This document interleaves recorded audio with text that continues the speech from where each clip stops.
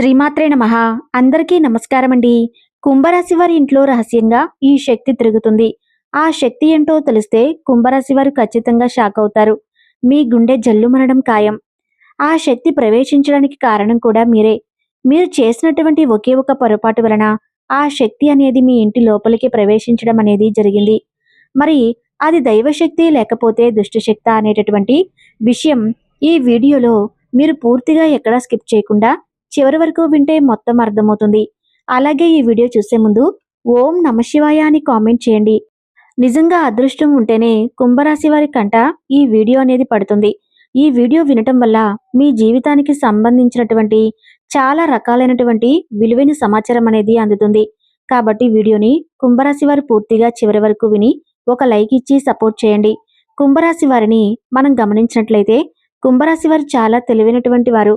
అలాగే అంతకు మించి పిచ్చివారు కూడా. అంటే ఇక్కడ ఈ మాట నేను ప్రత్యేకంగా ఎందుకన్నాను అంటే అది మీకు అర్థమవుతుంది. ఈ కుంభరాశి వారిని మనం గమనించినట్లయితే ప్రతి ఒక్క విషయంలో కూడా వీరు ఏదైనా ఒక నిర్ణయం తీసుకునేటప్పుడు 1-4 సార్లు ఆలోచించి ఏదైనా సరే వారి జీవితానికి సంబంధించి చాలా లోతైన ఆలోచనలతో ఒక నిర్ణయం అనేది తీసుకుంటూ ఉంటారు. చాలా తెలివిగా ప్రవర్తిస్తూ ఉంటారు. కానీ ఒక్కొక్కసారి వీళ్ళకన్నా పిచ్చివాడు ఇంకొకరు ఉంటారా అన్నట్లుగా వీరి యొక్క ప్రవర్తన అనేది ఉంటుంది. బాంధవ్యాల్లో వీళ్ళు ఏంటంటే అందులో ఎక్కువగా లోతుగా వెళ్ళిపోయి వాళ్ళు అలా ప్రవర్తిస్తూ ఉంటారు. అలా పిచ్చివారిలాగా మారిపోతూ ఉంటారు. అంటే ఆ ప్రేమ అనేది పిచ్చిగా మారుతుంది. అది ప్రేమ. అతి ప్రేమతో అంటే మాకే కావాలి అన్నటువంటి ఇదితోటి అది ప్రేమలతోటి వాళ్ళు ఏంటంటే అలా కొంచెం మారిపోతూ ఉంటారు. కానీ మళ్ళీ మేము చేసేది పొరపాటు, ఇలా చేయకూడదు, ఇలా చేయటం వల్ల మాకు ఉన్నటువంటి గౌరవం తగ్గుతూ పోతూ ఉంది, లేదా మాకు ఏదైనా అనారోగ్య సమస్యలు వచ్చే అవకాశాలు ఉన్నాయి, ఇలా అది ఇది అని చెప్పేసి మళ్ళీ వెంటనే మార్చుకుంటారు. నార్మల్ స్థితికి వచ్చేస్తూ ఉంటారు. అయితే కుంభరాశి వారికి ఏంటంటే గత కొంతకాలంగా మనం చూసినట్లయితే వీరి ఇంట్లో వచ్చేటప్పటికి ఒకటే గొడవలు, ఒకటే మనస్పర్ధలు. ఈ కుంభరాశి వారు గత కొంతకాలం నుంచి చాలా రకమైన నరకాన్ని అనుభవిస్తారని చెప్పుకోవచ్చు. పైకి ఏంటంటే వీళ్ళు మామూలుగా తిరుగుతూ ఉన్నారు, మామూలుగా మాట్లాడుతున్నారు, ఏదో ఉంటున్నారంటే ఉంటున్నారన్నట్లుగా. అంటే చూసే జనాలకి ఏంటంటే చాలా బ్రహ్మాండంగా కనిపిస్తూ ఉంటారు. అలాగే వీరి మీద మనం మొట్టమొదటి నుంచి చెప్పుకున్నటువంటి విషయమేనండి, నరదృష్టి అనేది చాలా ఎక్కువగా ఉంది. దానికి తోడుగా ఈ మధ్య ఏంటంటే వీరి ఇంటి లోపలికి ఈ శక్తి కూడా ప్రవేశించింది. పైకి మామూలుగా కనిపిస్తున్నారనే కానీ లోపల మాత్రం నరకం అంటే ఏంటో వీరు అనుభవిస్తూ ఉంటున్నారు. ఒక్కసారిగా వీరి బాధని ఎవరైనా బయట పెట్టామనే అవకాశం గమనిస్తే బాధ అంటే పెద్దగా వీరు ఎంత ఏడిపిస్తారో, ఎంత ఇదైపోతారో, ఎంత కుంగిపోతారో, తల ఎలా బాదుకుంటారో అలా చేస్తారు. అంత దాచుకోలేని బాధ అనేది వీరి గుండెల్లో పెట్టుకుని పైకి ఏంటంటే అలా ఉంటున్నారు. చేసేదేమీ లేక పరిస్థితులు అంటే ఎవరికి చెప్పుకున్నా కూడా ఉపయోగం ఉండదు కదా. అలాగే వీళ్ళు ఏంటంటే చాలా నరకమే అనుభవిస్తున్నారని చెప్పుకోవచ్చు. మరి దీనంతటికీ కారణం ఏంటి? గతంలో వీళ్ళ లైఫ్ వచ్చేటప్పటికి కాస్త బెటర్గా ఉంది. కానీ ఈ మధ్య వీరికి ఇలాంటి పరిస్థితులన్నీ చాలా ఎక్కువగా అయిపోయాయి. కుటుంబంలో ఎప్పుడూ కూడా కలహాలు రావటం, ఇంట్లో ఎప్పుడూ కూడా మనశ్శాంతి ఉండదు. కుంభరాశి వారికి ఈ మధ్య గమనించినట్లయితే ఇల్లు ఒక నరకం అయిపోయింది. ఇంట్లో వాస్తు దోషాలు అని చెప్పేసి, లేదా భార్యాభర్తల మధ్య సఖ్యత లేకపోవటం, అనుకోని గొడవలు, ఎందుకు ఈ గొడవలు జరుగుతున్నాయో కూడా తెలియదు. అలా అనుకోని గొడవలు ఎంత సర్దుకుపోతున్నా కూడా అనుకోని గొడవలు, అనుకోని ఖర్చులు, మానసిక స్థితి సరిగ్గా లేకపోవటం, ఏదో భయం, ఏదో జరుగుతుంది, జరిగిపోతుంది అని చెప్పేసి ఏదో ఒక భయము, సరిగ్గా నిద్ర పట్టకపోవటం, మనశ్శాంతి లేకపోవటము, ఆలోచన విధానం రకరకాలుగా మారటము, ఇలాంటివన్నీ కూడా చూస్తూనే ఉన్నారు. మనం ఏదీ పట్టించుకోకూడదు. మనం కామ్గా ఉండాలి, సైలెంట్గా ఉండాలి. మన హెల్త్ అంతా పాడైపోయిద్దని చెప్పేసి కాసేపు అనుకుంటూ ఉంటారు. కానీ మళ్ళీ వెంటనే మార్చుకుంటూ ఉంటారు. అలా ప్రతి నిర్ణయం కూడా క్షణం ఉన్న ఆలోచన మరుక్షణంలో ఉండదు. ఇప్పుడు ఈ క్షణంలో ఒక నిర్ణయం తీసుకుంటారు, మళ్ళీ వెంటనే మరుక్షణంలోనే ఆ నిర్ణయాన్ని మార్చుకుంటూ ఉంటారు. ఇట్లా వీరి ఆలోచన విధానం మనం గమనించినట్లయితే వీరికి మానసిక స్థితి సరిగ్గా లేదు, ఆరోగ్య పరిస్థితి సరిగ్గా బాగోలేదు.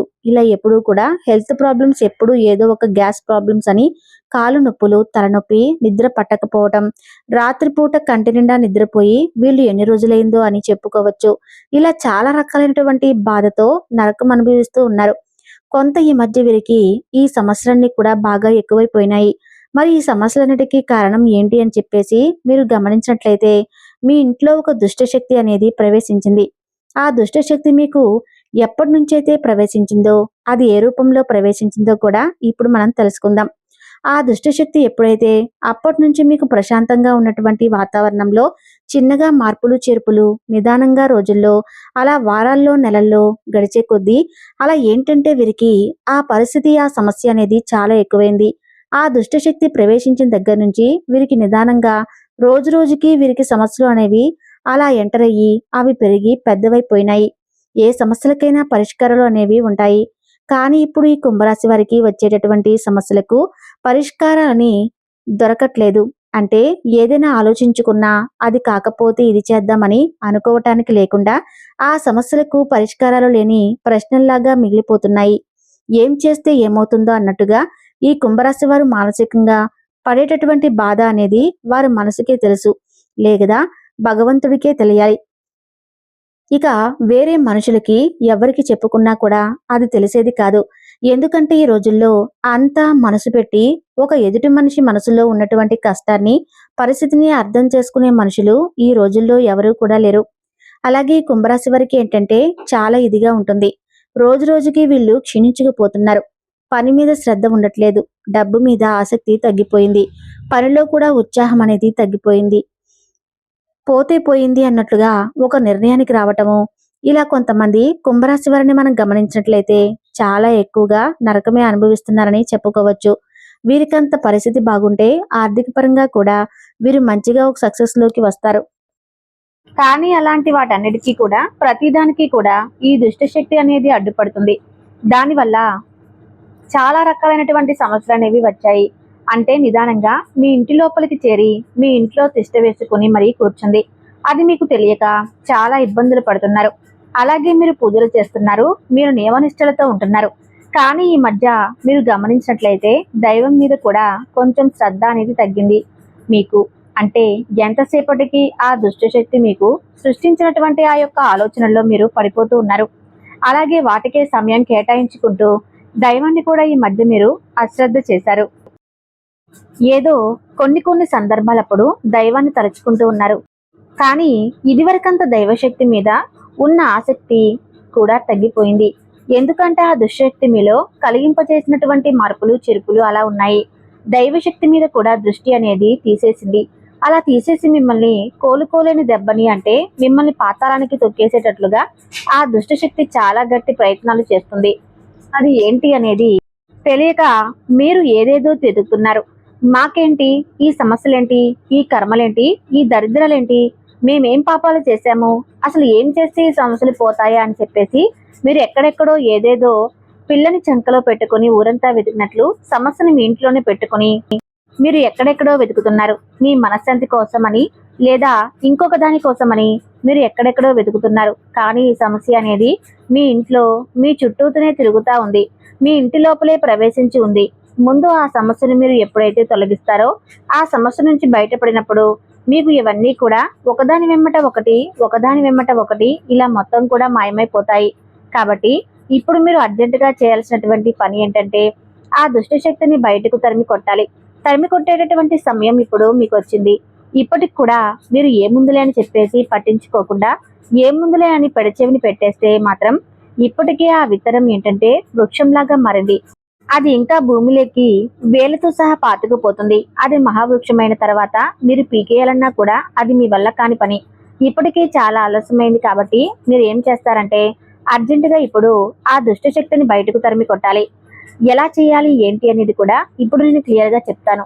అసలు ఆ దుష్టశక్తి ప్రవేశించడానికి కారణం ఏంటి అనేది కూడా ఇప్పుడు మనం తెలుసుకుందాం. ఆ దుష్టశక్తి ప్రవేశించడానికి కారణం మీరే అని చెప్పుకోవచ్చు. అంటే మీరు తెలిసి తెలియక చేసినటువంటి పొరపాట్ల వల్ల అది ప్రవేశించడం అనేది జరిగింది. ఇప్పటికీ మీరు ఆలోచించుకున్నట్లయితే కూడా అసలు మీకు దాని గురించి అర్థం కాదు. మీరు ఏదైనా దూర ప్రయాణాలకు వెళ్ళినా, ఊర్లకు వెళ్ళినా, వేరే ఊరు ఎక్కడికి వెళ్ళినప్పుడు ఫంక్షన్ కానీ వెళ్ళినప్పుడు, బంధువుల ఇళ్లకు కానివ్వండి, ఇట్లా వెళ్ళేటప్పుడు ఆ ఊరి పొలిమేర్లు దాటొచ్చే సమయంలో కావచ్చు, లేకపోతే మీ ఊర్లో 4 దిక్కులు కలిసేటటువంటి రోడ్డు ఏదైతే ఉందో ఆ రోడ్డులో ఏదైనా తొక్కటం అవ్వచ్చు, లేదా మీరు నడిచేటటువంటి దారిలో అవ్వచ్చు. అంటే చాలా మంది ఏంటంటే వారికి ఉన్నటువంటి దిష్టిని, దోషాలన్నీ కూడా తీసేసుకోవడానికి రోడ్ల మీద నిమ్మకాయలు, ఎండుమిరపకాయలు అనేవి పడేస్తూ ఉంటారు. అలాగే ఎర్ర నీళ్లు ఇలాంటివి ఏంటంటే రోడ్డు మీద పోస్తూ ఉంటారు. కొన్ని రకాలైనటువంటి ప్రయోగాలు చేసి ఇళ్ల మీద, మనుషుల మీద ప్రయోగాలు అనేవి చేసి వాళ్ళకున్నవి తొలగించుకొని అవి రోడ్ల మీద మనుషులు తొక్కేలాగా దారిలో పోస్తూ ఉంటారు. అలాంటివి మీకు తెలియకుండా వాటిని మీరు తొక్కడం అనేది జరిగింది. ఈ కుంభరాశి వారు వచ్చేటప్పటికి అది 4 దిక్కులు కలిసే రోడ్లు అవ్వచ్చు. ఎందుకంటే వాళ్ళు అక్కడ పడేసిందే మీరు నడిచేటటువంటి దారిలో రోడ్డు మీద పడేశారు. అవి మీరు తొక్కారన్నమాట. అది మీ యొక్క దురదృష్టం అని చెప్పుకోవచ్చు. అలా మీ కాళ్ళ కింద అది పడటము, మీరు దాన్ని తొక్కటము, అట్లా ఆ ప్రదేశాల్లో ఏంటంటే ఎక్కువగా 4 దిక్కులు కలిసే రోడ్లు అవ్వచ్చు, లేకపోతే మీరు ఏదన్నా ఊరు ప్రయాణం చేసినప్పుడు అక్కడ అవ్వచ్చు, లేకపోతే మీరు ఏదన్నా పని మీద బయటకు వెళ్ళినప్పుడు ఆ ప్రదేశంలో అవ్వచ్చు. ఇట్లా అంటే మీరు ప్రత్యేకంగా కాళ్ళతోనే కాదండి, దాని మీదుగా మొదట మీరు ప్రయాణం చేసి బండి వెళ్ళినా, లేకపోతే కారు వెళ్ళినా అలా కూడా మీకు వెంటపడే అవకాశం అనేది ఉంటుంది. లేదా మీరు కాలినడకన వెళ్ళినప్పుడు ఆ కాళ్ళ వెంట వచ్చే అవకాశం అనేది ఉంటుంది. అలా మీరు తొక్కడం అనేది జరిగింది. అలా నిమ్మకాయ కానీ ఏదో ఒకటి కానీ దిష్టి తీసేయబడింది, దానిని మీరు తొక్కడం అనేది జరిగింది. అంటే ఏదైనా దారాలు లాంటివి ఇలాంటివి ఉంటాయి కదా, అది ఏదో మీరు తొక్కడం అనేది జరిగింది. అది తొక్కిన తర్వాత మీరు ఏంటంటే డైరెక్ట్ గా ఇంట్లోపలికి వచ్చేసారు. అంటే కాళ్ళు చేతులు కడుక్కోకుండా వచ్చేసారు. అక్కడ కూడా మీకు ఎక్కువగా మైనస్ పాయింట్ అనేది జరిగింది. కాళ్ళు కడుక్కొని వస్తే సమస్య కనీసం 60 నుంచి 70% తగ్గేది. కానీ మీరేంటంటే ఏముందులని చెప్పేసి కాళ్ళకి మనకని చెప్పుకుంటూ ఉంటారు. ఈ ఉద్దేశంతో కాళ్ళు కడుక్కోకుండా లోపలికి వచ్చేసారు. అలాగా మీ కాలి వెంట ఏంటంటే ఆ సమస్య మీ ఇంట్లో పలికి ప్రవేశించడం అనేది జరిగింది. అంటే ఆ దుష్టశక్తి ఏదైతే ఉందో అది మీ ఇంటి లోపలికి ప్రవేశించింది. ప్రవేశించగానే ఏం జరగలేదండి. ఏదైనా సరే మనకి కొంచెం సమయం పడుతుంది కదా, మంచి జరగడానికి కానివ్వండి, చెడు జరగడానికి కానివ్వండి. అలాగే అది ప్రవేశించిన దగ్గర నుంచి మీకు ఫస్ట్ లో మామూలుగానే ఉంది, కానీ నిదానంగా రోజులు గడిచే కొద్దీ ఏంటంటే సమస్యలు, గొడవలు, అప్పటిదాకా ప్రశాంతంగా ఉన్నట్లో మనశ్శాంతి లేకపోవటము, భార్యాభర్తల మధ్య ఒకటే గొడవలు, పచ్చి గడ్డి బగ్గుమన్నట్టుగా ఉంటుంది. ఇలా చాలా రకాలుగా మనుషుల ఆరోగ్య స్థితి, మానసిక స్థితి అన్నిటి మీద కూడా ఇది ప్రవేశించేటట్లుగా చేస్తుంది. మీరు గమనించుకోండి, ఈ మధ్య మీరు పడేటటువంటి నరకం ఏంటనేది మీకే తెలుస్తుంది. కాబట్టి దైవాన్ని తప్పక నమ్మాలి. దైవాన్ని నమ్మకపోతే మనకు బ్రతికే లేదు. కాబట్టి దైవం విషయంలో ఎప్పుడూ కూడా అనుమానం అనేది పడకూడదు. అనుమానం అనేది పడితే మనం దైవాన్ని అవమానించినట్లు అవుతుంది. దైవం లేకపోతే ఈ భూమి మీద ఎవరు కూడా ఉండరు. అలాగే మీరు గుడికి వెళ్లే ముందు ఇంట్లో తప్పనిసరిగా దీపారాధన చేయాలి. కాబట్టి తప్పకుండా నేను చెప్పిన విధంగా ఈ పరిహారాన్ని తప్పకుండా చేయండి. పరిహారం ఏంటంటే, మనకి ఊరు చివరిలో కానీ ఊరు మధ్యలో కానీ నాగేంద్ర స్వామి పుట్ట ఉంటుంది కదా, ఆ పుట్ట దగ్గర మనం ఏంటంటే పండుగ రోజు పాలు పోస్తూ ఉంటాం. కానీ ఇక్కడ మీరు ఏం చేస్తారంటే నాగేంద్ర స్వామి పుట్ట ఉంటుంది కదా, అక్కడికి వెళ్ళేసి జంట నాగుల విగ్రహాలు అనేవి ఉంటాయి కదా, ఆ జంట నాగుల విగ్రహాల దగ్గర మీరు ఏంటంటే వాటి యొక్క తోకల దగ్గర జిల్లేడాకు అనేది పెట్టాలి. ముందుగా మీరు ఆ యొక్క జంట నాగుల విగ్రహాలు ఉంటాయి కదండి, వాటిని ఏంటంటే శుభ్రంగా ఒక చెంబుడు నీటితో చక్కగా కడిగేసి, తర్వాత పసుపు రాసి కుంకుమ బొట్టు పెట్టేసి, ఆ జంట నాగుల విగ్రహాల యొక్క తోకల దగ్గర జిల్లేడాకు పెట్టేసి, ఆ జిల్లేడాకు కూడా పసుపు రాసి కుంకుమ పెట్టేసేయండి. తెల్ల జిల్లేడాకు ఉంటుంది కదా, ఆ ఆకు కావాలి. అది మీకు దగ్గరలో ఉన్న తెల్ల జిల్లేడు చెట్టు దగ్గరకి వెళ్ళి కోసుకొని తెచ్చుకోవాలి. అలా తెచ్చి ఆ తోకల దగ్గర పెట్టాలి. అలా వాటికి చక్కగా పసుపు రాసి కుంకుమ బొట్లు పెట్టేసి పూలు పెట్టేసి అక్కడ దీపం వెలిగించాలి. అలా దీపం వెలిగించేసి 2 అరటి పండ్లు కానీ ఒక చిన్న బెల్లం ముక్కను కానీ నైవేద్యంగా పెట్టాలి. మీకు కుదిరితే పాలతో కూడా చక్కగా మీరేంటంటే ఆ పుట్ట దగ్గర పాలతో అభిషేకం కూడా చేయండి. ఆ జంటనాగుల విగ్రహానికి పాలతో అభిషేకం చేయవచ్చు, లేదా పుట్ట దగ్గర పాలు పోయొచ్చు. ఇలా ఈ జంటనాగుల విగ్రహం దగ్గర ఈ పరిహారం అనేది చేయాలి. ఆ జంటనాగుల విగ్రహం దగ్గర మీరు తప్పనిసరిగా దీపం అనేది వెలిగించాలి. వాటి చుట్టూతా 11 సార్లు ప్రదక్షిణ కూడా చేయాలి. ఇలా మీరు ఎన్ని వారాలు చేయాలి అంటే ఆదివారం చేయాలి. ఇలా 4 ఆదివారాలు గట్టిగా చేయాల్సి ఉంటుంది. ఇలా చేస్తే మీ ఇంటి లోపలికి ఏదైతే ప్రవేశించిందో ఆ దుష్టశక్తి అనేది పూర్తిగా తొలగిపోతుంది. దానివల్ల మీకు ఎన్నో రకాలమైనటువంటి సమస్యలతో బాధపడ్డారు కదా. ఇప్పటి నుంచి ఆ సమస్యలకు తోడుగా మీ జాతకంలో సర్పదోషం అనేది కూడా ఖచ్చితంగా ఉంటుంది. దాని నుంచి కూడా మీరు బయటపడగలుగుతారు. అంటే సర్పదోషం వల్ల కూడా ఈ సమస్య అనేది ఇంకా ఎక్కువగా పెరుగుతుంది.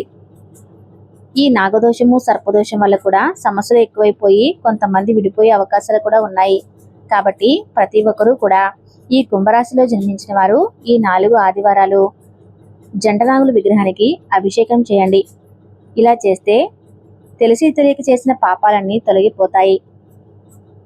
ఈ వీడియో మీకు నచ్చితే తప్పకుండా ఈ వీడియోకి లైక్ చేసి ఓం నమఃశివాయ అని కామెంట్ చేయండి.